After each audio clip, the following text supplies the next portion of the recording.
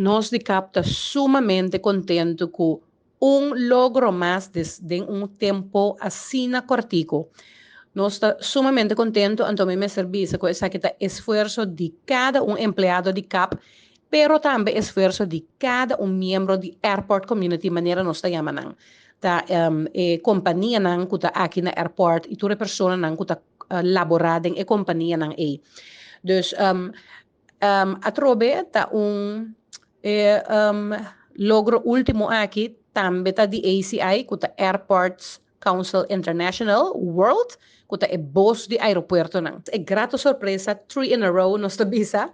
Taba ta ayer ora também nós recebi nos de 3 achievement que tá the best airport by size and region. Que men ACI ta categoriza cada aeropuerto que está miembro de NAN rond o mundo a base de quantidade de passageiros que está visita aeropuerto de ano, pero também su legem.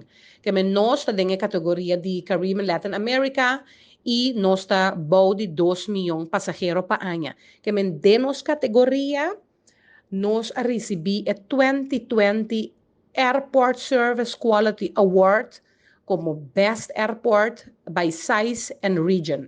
Que é achievement tremendo. Então, essa aqui é award que nang escoge para nós como aeroporto entre hopi mas que a rond o mundo para sobra nós asa de queda duna excelente customer service na turnos passageiro nang den a pandemia é tempo difícil que tem aqui que men mais que tem adaptação nang ajuste nang etc.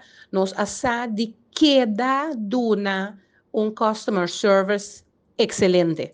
Então, essa aqui está dando-nos satisfação muito grande, você pode ver hard work pays off, que men de tanto empleado na CAP, pero também tour membro de airport community, esta tour outra pessoa que está labora aqui no aeroporto.